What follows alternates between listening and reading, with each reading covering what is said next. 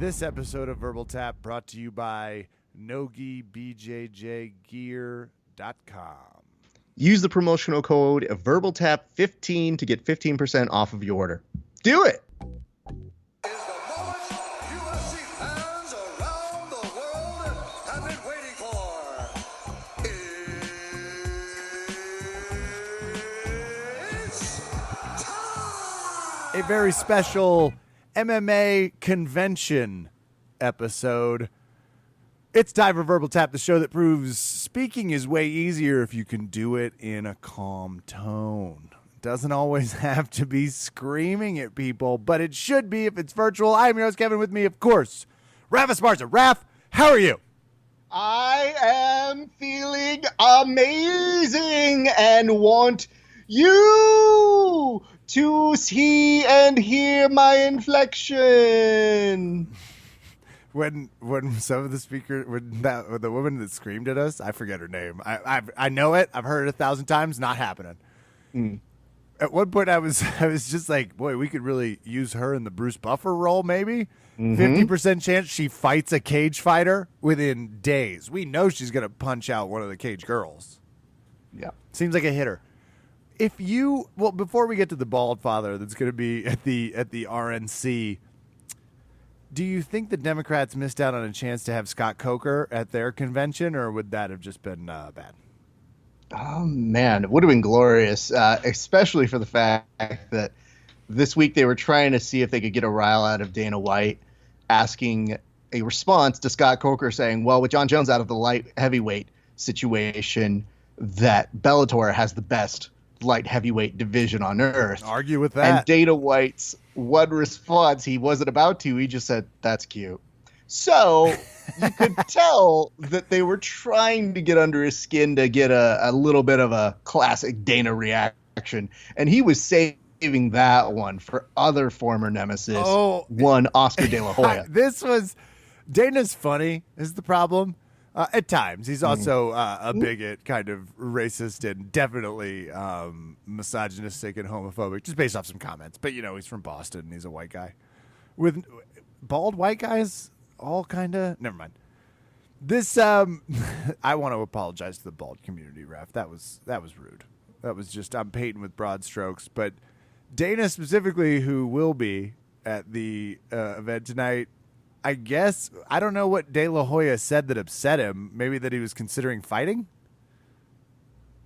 Yes. So I guess originally, if you remember, Oscar was doing the promotion with Tito and Chuck, and there was some bad blood being spewed. And of course, De La Hoya has always run the boxing is boxing and historically boxing sort of argument. At one point, might have flirted with MMA, but who could fucking remember? Right. So, you know, obviously nobody really gives a shit until you become somebody who is going to be in the same realm of being a MMA promoter. But I do distinctly remember one thing that might have gotten under Dana's skin, which was saying that the fighters were not paid enough. And that is spoken from a guy whose organization has folded because reasons. But let's get to the comment, because you brought it up, and in response to hearing that he was going to take a fight, he basically did the Chappelle and was like, cocaine's expensive. And that is both funny and probably accurate, but said by someone who would know. That's true. Yeah, that's a dangerous admission by Dana White that hits bullseye for two different dartboards, one might say. It's why I can't, when somebody's like, well, CBD, it's like, is it hemp or is it THC, like that type of plant-based? And it's already giving too much information away about what I know. It's like, do you participate? No. I just, what? What was the Oscar De La Hoya? That guy. Right. So let's not, while making fun of Oscar De La Hoya for cocaine, we'll also be polishing up his remarks, I assume, to talk about the emerging issues in some of China's more outward realms, including the fact that they're really incarcerating a whole population of people. And I'm sure Dana White has a 9-point plan, much like the rest of the RNC speeches we've seen that have been very policy heavy, Raph. Very policy heavy. What's he going to talk about?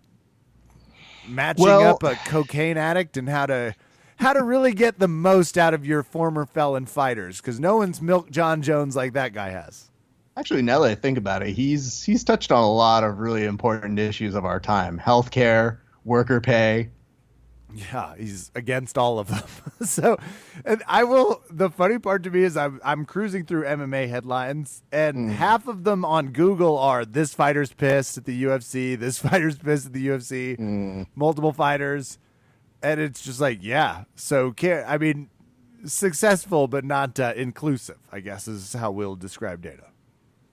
That would be a fair assessment. So let's also talk about this. Yes, Dana White is tonight at the Dana White Contender Series, but later this week he will make an appearance at the Republican National Convention. Now, one of my friends sends me a note and says, I can't believe he's doing this. And I have to send them a note and kind of give them the shorthand of, listen, Dana's got to pull a solid for somebody that he probably doesn't want to even go. Honestly, most people during this time who are doing anything else do not want to get this call.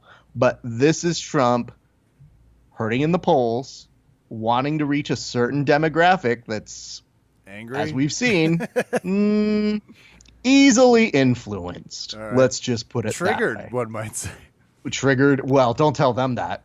Ooh, there's nothing shan't. they hate I just being called triggered, Kev. You know that. I just haven't been screamed at like that since I was in elementary school. It's been a while. So as you see, Dana White's got an opportunity to speak this week. But if he took that opportunity to be like, and a few things about Scott fucking Coker, I'd be like, this is a way better use of our time. See, we're just not going to get that. Now you're hitting it. I love when they put Dana in these situations, because I don't remember how many F-bombs he dropped or if he did, but the best part is, and now let's get to making fun of some statistics. So these RNCs are virtual, and I'm so grateful because Biden only spoke for 24 minutes. Hillary spoke for 56, Raph. She spoke for an entire Lifetime holiday movie special, which is too much to not have a single plot line about the town of Christmas in Colorado. Just another shout out to Lifetime movies. You can tell where my head's at. 56 minutes. It's like, God, where was cancel culture on that length? The part of that's the huge. They are really upset about cancel culture, by the way, I've noticed. And if you're a little bit, just be glad we're not talking about the NBA, which is all I want to talk about. Which MMA fighter should they have gotten, do you think? Who's like would have brought them really good RNC? Let's go an RNC DNC fighter. You can take which party you want. I'll take the other. Oof. Okay. I suppose I'll take the DNC, so I'll give you the RNC, which is still happening around us. It isn't possible. Like, we could get somebody in there if we had enough time. I'm sure they have a spot open. Let's see. DNC, I feel like the person that people would get worked up the most about would be an AOC. And I think the thing that people forget about her is she is Latina, and they don't fight clean, kids. So get ready You're going for that. with speaker that would be fighter. I was going with fighter that would be good speaker. So this is going to be a funny that was very juxtaposition. different. Because now that you're saying it, I like where your head's at, but can you imagine this is a GSP for DNC, GSP, DNC. It just starts talking about Canadian social medicine and bridging the gap. It's like, I've got a clear, well, tune in next time. I'll see if I can. I've got bad news for you because what is that? The Q Anon is now having merchandise sold by, yes, you guessed it. If you were wondering which dumb fighter I was going to bring up, it's King Dung Fighter, Tito Ortiz. Well, that's the clear. That would have been amazing from a get perspective if he had been like, I love Joe Biden, but we know he blames Hillary Clinton for military deaths. He's like, she killed my friends. It's like, okay, but Bush is good. All right. And, you know, there's been Russian bounties put on special operators and never mind. Whatever, Kevin. It's too much. It's too much work to do when your brain has a lot of scar tissue. No offense, Tito.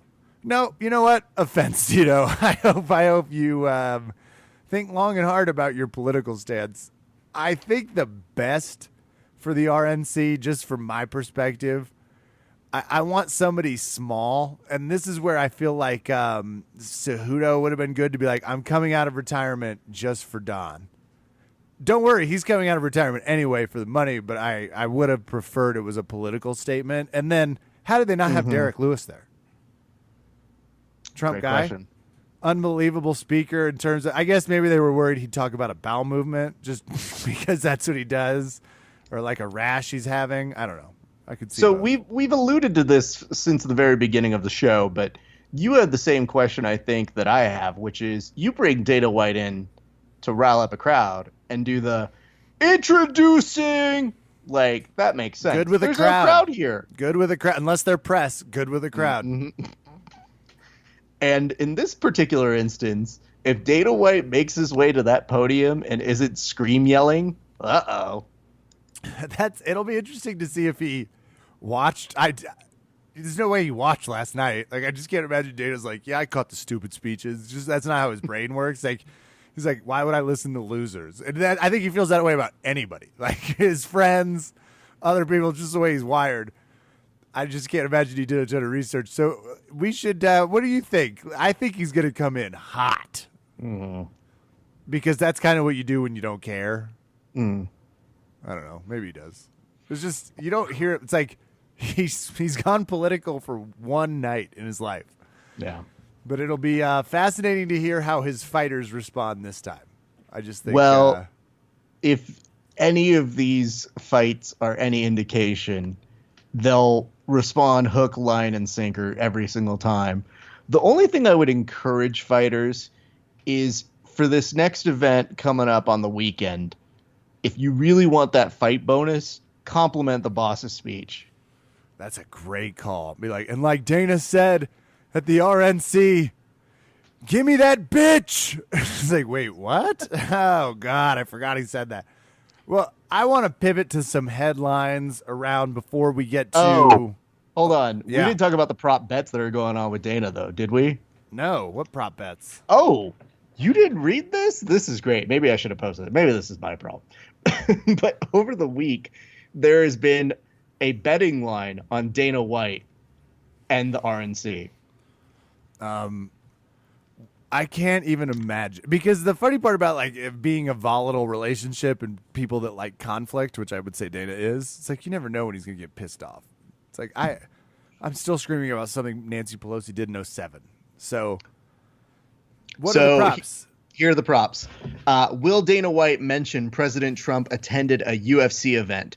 Yes is plus 200. No is negative 300. Oh, I think I'm going to have to go with no, because I just don't think he'll remember. Total times Dana White says Trump over under is 5.5. Oh, it's going to be over that. It's going to be way over that. But if do they have a Biden name in there? I'm looking down here. It does not look promising for a Biden name. Speech writing 101, you in general don't want to say your opponent's name 50 to 1,000 times. Night one, that was like the theme. This is what Hillary and floppy Tim Kaine did. They were just like, they talked more about Donald Trump than their policies. That's a bad sign because it starts to sound like a commercial for them. It's like you hear someone's name enough, you just vote for it. To that same end, will Dana White say Donald? What does he call him? He feels like a last name kind of relationship. Yeah. Just if I can't imagine calling him Donald always feels weird. Just Will Donald. Dana White say "Make America Great Again"? Mm-hmm. Okay, yes is plus 300. No is negative 500. Wow. Okay. Well, I might have to put a little C note on that one because I can make my money early. Total times Dana White says fights, fighters, fighting. Over under 8.5. Oh, it's gonna be how long is his speech? Are they banking on this is gonna be like I mean, you use AOC. Are they hoping this is gonna be like a 2-minuter? Don't know. Or is he a keynoter? Is he like the racist couple that pointed guns at people, or is he gonna be a Haley spot? I guess he's probably gonna be in the after the. It's uncertain. They will also mention, and I do like that one that says total times Dana White says fighters fighting, because you almost get the impression, and you and I are both speechwriters, in the sense of, no, I know a fighter when I see a fighter. Yeah, that's exactly There's been it. a lot of fighting that you're going to see this fall at UFC 254. By the way, Khabib, And Justin Gagey, don't forget that's a real fight that's happening. Not here in America. It's getting weird. Anyway, Don's going to be there. It's in Russia. Wait, was I not supposed to say that? Somebody comes out. Here we go. Dana White mentioning a current UFC fighter's name. Yes, plus 400. No, negative 700. I'm going no. He at best will mention like an old school guy, but he's not going to give. And I'll tell you simply why. He wouldn't give them the leverage in their next negotiation. He's always a businessman. He's not going to name anyone on the current roster. We're rounding these out. Total times Dana White says UFC over under 3.5. What do you like on that one? I like the over. Yeah, I like the over on that. Because he's going to introduce himself. I'm Dana with the UFC. I know what it takes to run fights. I know fights. And it's like, oh my God, he already said fights twice.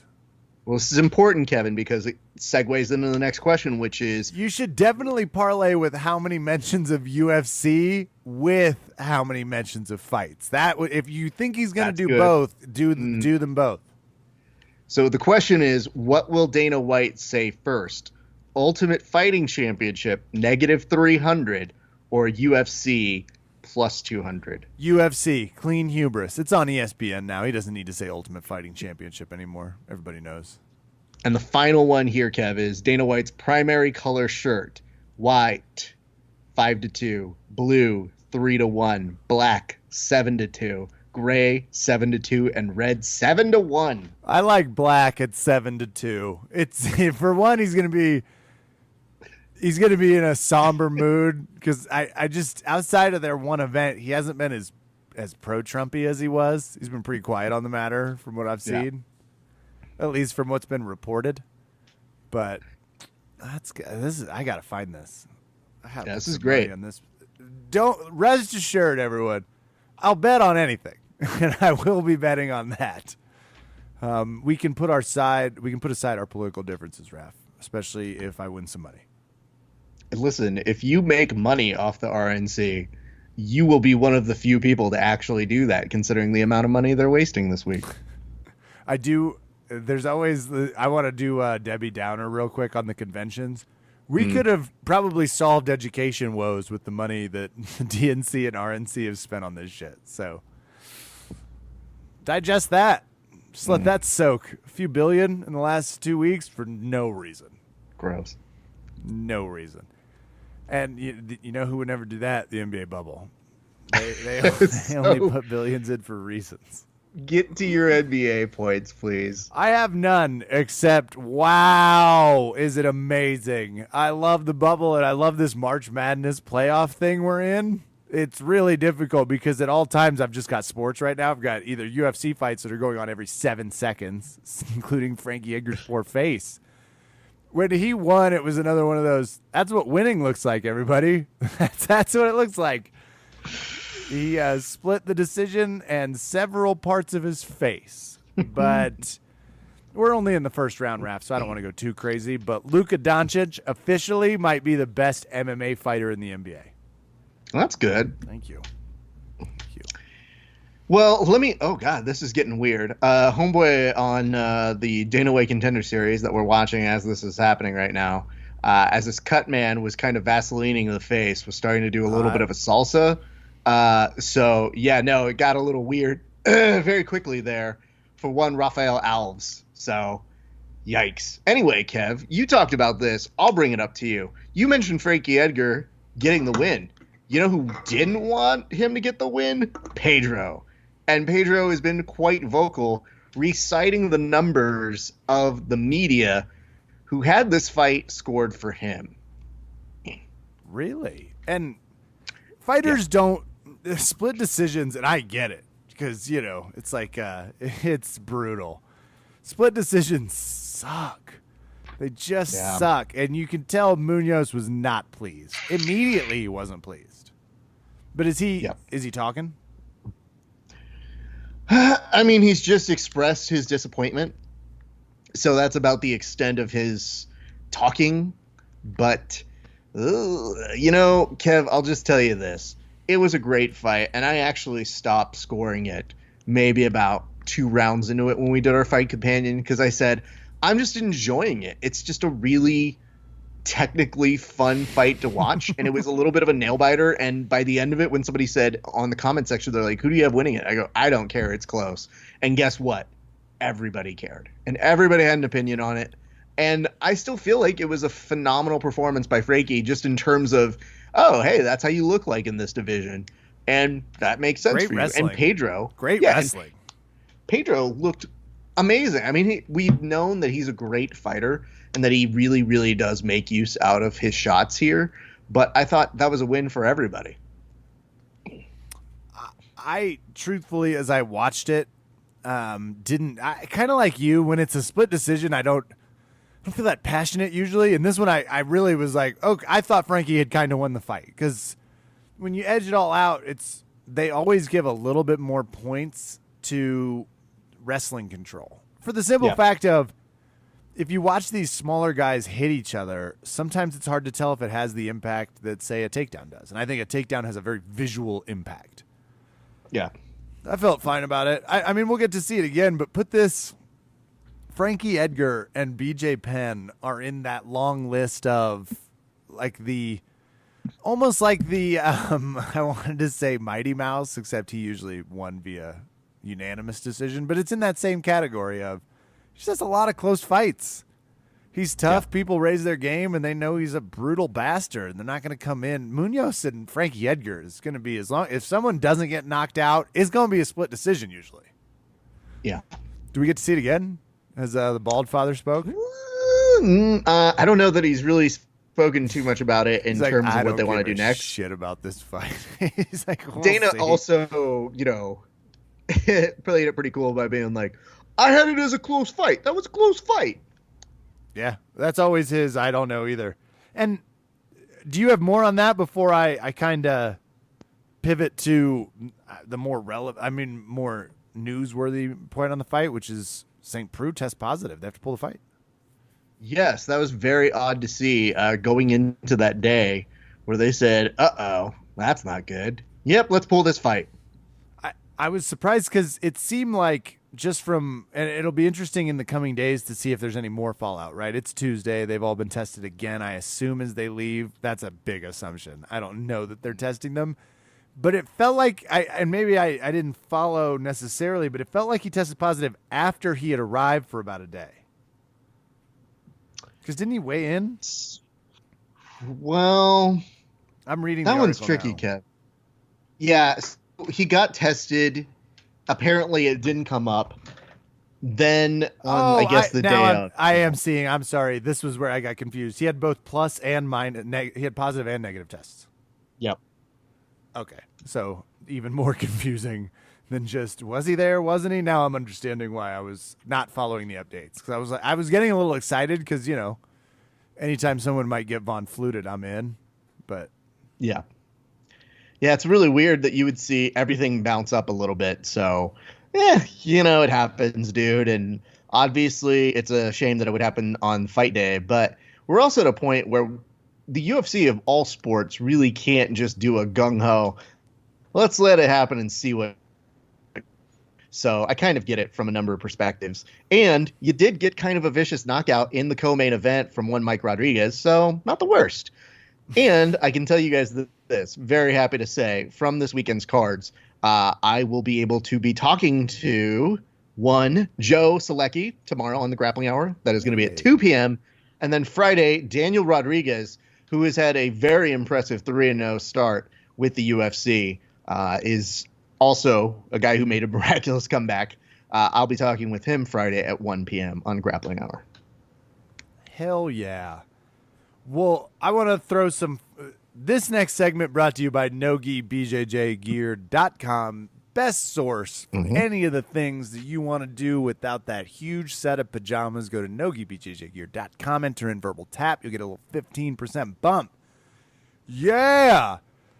That's what we're talking about. Raph, I want to present their new segment called Kevin Misreads Headlines. Are you ready? Oh, no. Yeah. Although I'm a little nervous about it. I have two. No, you're okay. I saw Nunez to make defense versus Anderson, and in my mind was like, they're finally doing it. She's going to fight the spider. Amanda Nunez versus Anderson Silva. Holy shit. Not that Anderson. That was my bad. That was misreading the headline. Second one. I read Stanford announces they're making an MMA team and thought, finally, we did it. This is what we've been waiting for. Colleges to take this on. Point of order. Sanford Health announced the debut of a Sanford mixed martial arts training team, not Stanford, which is obviously the very prestigious Northern California university. So that was a real bummer to get into. Then you would have known fucking Harvard would have been right behind them. I was just waiting for Penn because it's easier to get into. Stole that joke from somebody on the Simmons podcast. I was hoping for like just a whole Ivy League of, we've sucked at football. We get that. We've sucked at basketball. Of course. It's time to get in the MMA game. We've signed our new adjunct faculty member, John Bones Jones. I was going to be so excited, but Sanford. So good for them. Still good, but it's in Florida. So what are you going to do? Yikes. Good luck keeping the Gators out. You're going to need one of those special Gator moats. That was Kevin Misreads Headlines, brought to you by NoGi, BJJGear.com, the number one place for any of the stuff that makes you look like you're about to break ankles. I would also like to tell you this. There's a couple of headlines that even if you did misread, you probably still would have had the same reaction of, huh? One of which was GSP versus Khabib will determine the GOAT, according to Javier Mendez, We're seeing head trainer this to a lot. Khabib. There's a lot of this. It feels like where there's smoke, there's fire, except all we've seen is smoke for 6 months, and we're starting to be like, is there fire? There's a lot of Khabib GSP talk, but ain't nobody getting younger in that regard. No. And I don't know, man. This requires 2 time machines. I still contest. Like, having Khabib be the GOAT right now versus GSP being the GOAT a decade ago, it's not the same. So, yeah, let's say he beats up a old GSP. Then what's going to happen? We get into the time machine when GSP goes, now that you have defeated me, the question is, can you go back to 2002 GSP and be him?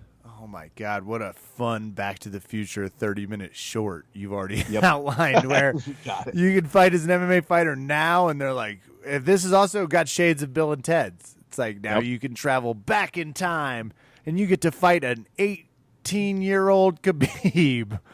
Or just fucking add that shit onto the UFC video game. Like, you have defeated me, but then just add like a player pack that allows you to go back to 2008. Khabib, who's still wrestling bears, I'm sure, and him fighting GSP and watch him get walloped by that. I don't know, man. I don't care about that. If they make that fight happen, we're all obviously going to watch it. It just doesn't hold the weight that everybody wants it to hold. If GSP fought Oscar De La Hoya, I'd watch. If GSP fought, like, he's still near and dear in our hearts. Now, the question to me has always been, why is he never a part of these broadcasts? Maybe he doesn't want to be. Maybe it's not something he's interested in, but it's just like they're missing out on how to use GSP. We haven't talked about that. He is being utilized. By who? Dana White has brought him in on the French broadcast now. Oh, shit. Okay, first of all, I'm going to say this quietly because, as you know, my fiance speaks French, and I was kind of supposed to learn it a while ago. That's effing amazing. This might be what I need. Now, here's my problem, Raph. That's French Canadian. Yes. It's basically like trying to speak to someone from really rural Alabama. You kind of you understand the notes, but not the words.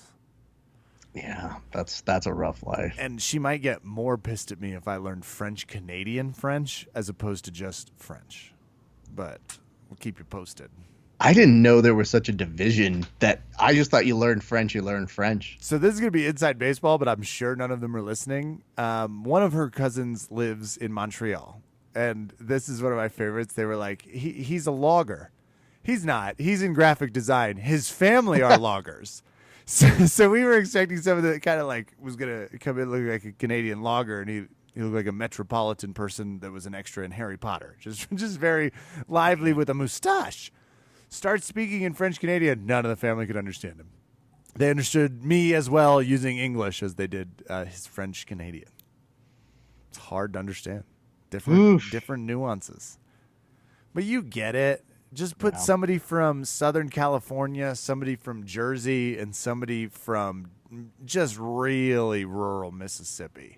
You don't even have to do that much. You just put Southern California, really Southern California, Mexico, Middle California, and Northern California, and see what magic happens from that. You're not wrong. Californians. It's like you guys always are talking about the routes you take places, but I get it. You take a freeway and you will find a different dialect. That's just what happens here. There are fights coming up. Anthony Smith versus Rakik, something. Sure. That fight card is en route, of course, because the UFC can't go more than 48 hours before putting up a mediocre event. Let me see from what else I got. Just Till Hermanson headline. Well, hold on. That's all I got. Let's stay on that for a second because, oh, wow. This kid, the Raphael kid, is bringing over a towel to Dana. I couldn't tell if he was trying to get him to sign the towel as in sign him. It's a very strange situation. I think he might have – it's either a towel or a weirdly wet piece of paper that he wants a contract on. That's kind of genius. If you're just like, hey, could you sign my towel? And then on the other side it said, I hereby admit to the UFC. I love that. I don't want to go over this too quickly because the co-main, Kevin, for this weekend, it's bearing the lead. Yeah, Anthony Smith, probably very notable. But it's Robbie Lawler and Neil Magny. Oh, snap. Okay, I actually just pulled up the fights because I was like, how do I not see the rest of these? That's amazing. And Neil Magny favored minus 240 over Robbie Lawler. Can you imagine what that would have been a year ago?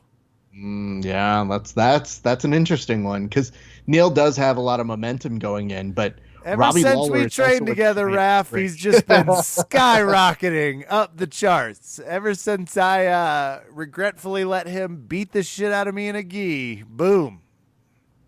Well, your loss was all of our wins, so thank you for taking one for the team. Brown belt my ass. Somebody needs to promote that guy. Yeah. I could also tell you, over the week, we put up a clip, Kev, of our show because we're doing that a little bit more on the Instagrams. We're trying here, kids. We're making sure you guys get to hear episodes. Raph's been trying. Well, we're all clear. Yes, let's break that facade very quickly. VerbalTap Legal made me say it. They wrote me a note. They were like, "Do not even nod along, you piece of shit." So, of course, the clip that we put was of Sugar Sean's, escapade, if you will. And I have to tell you, it's an interesting thing to clip that and then have him then proceed to say, oh, I'm going to be champion one day. He's a journeyman, which not great. I'll fully admit to you people, it is a really stupid quotation. But I'm not going to fault some guy for thinking, oh, I should have beaten him. When the evidence, sure is, he got beat. I just think it's weird that people get so fanatical over it that they themselves start saying, well, fuck that guy, to the point where they're responding unprompted to this. So we have one person who responded who was then starting off, and this can only get so good, Kevin, which is, I think what you're missing here is, and I'm like, well, what could I possibly What did I miss? But this is Potts Reborn, saying, his focus wasn't solely on Cheeto. He was talking shit to other fighters like Cody in the build-up to this fight. It signaled you're looking past your opponent.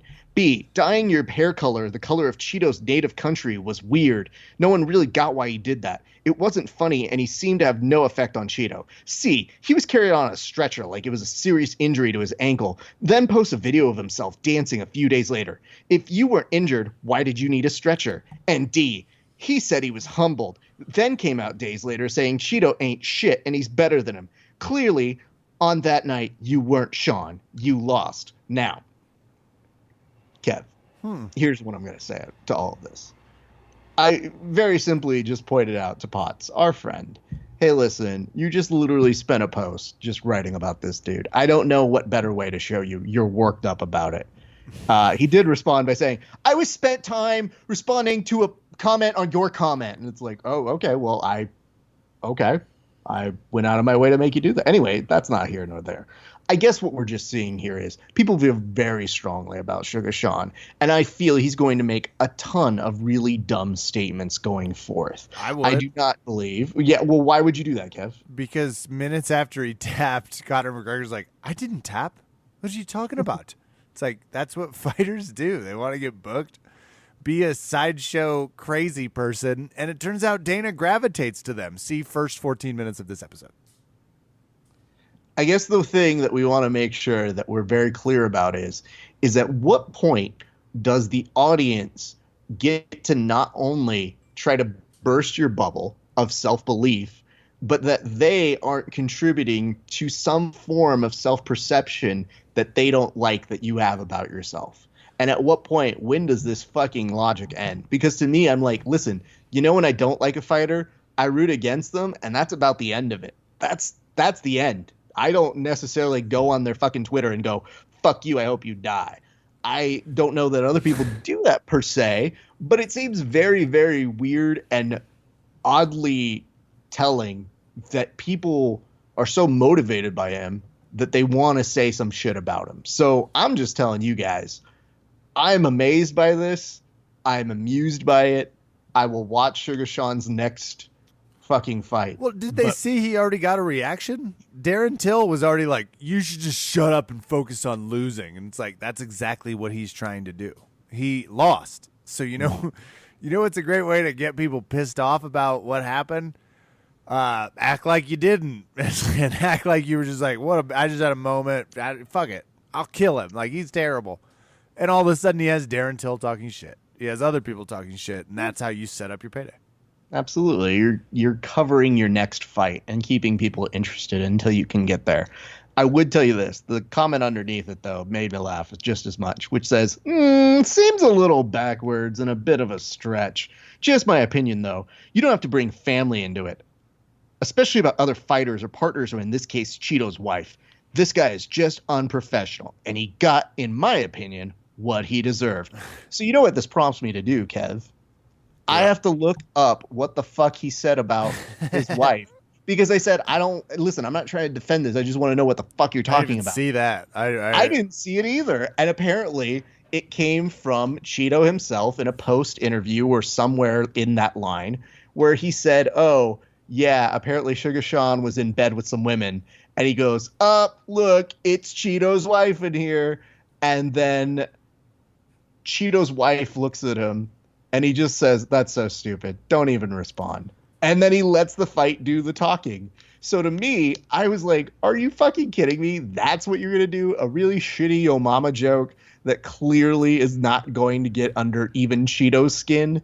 So to me, I continuously look at these things and I say, holy fuck, how does that affect you so crazily bad? Like, it was nothing specific towards Mrs. Cheeto. It was just...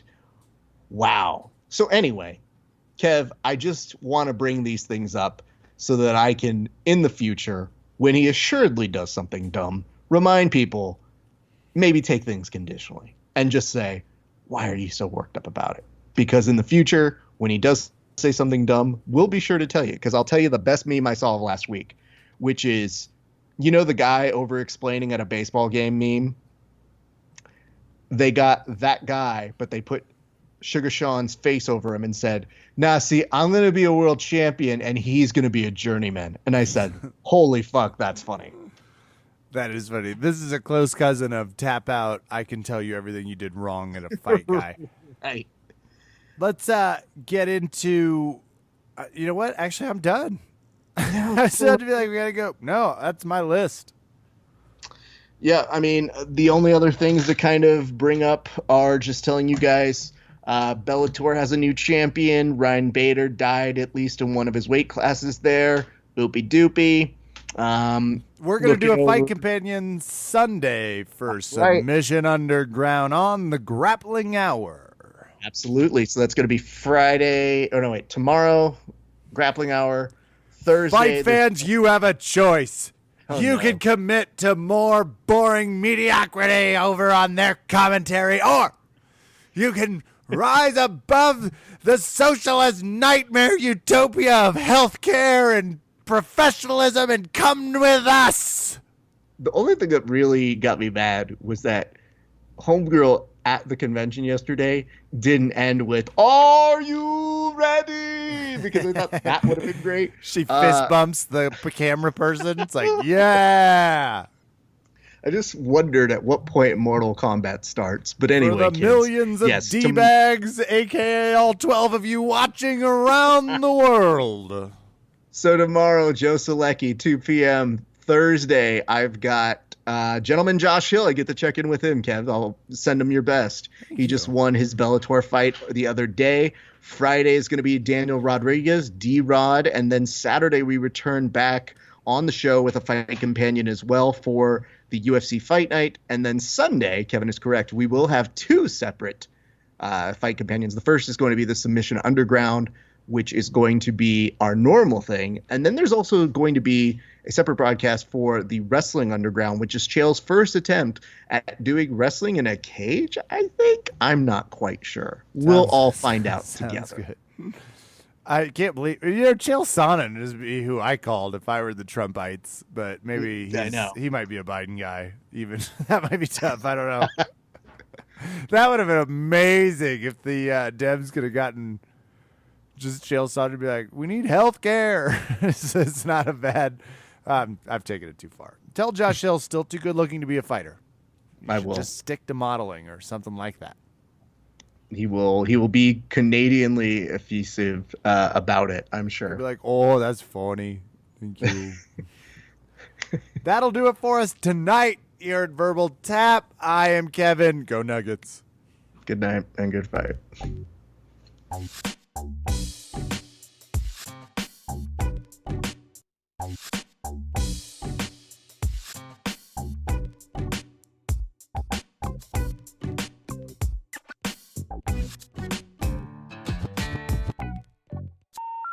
The number you have dialed has been changed. The new number is... Please note, the new number is...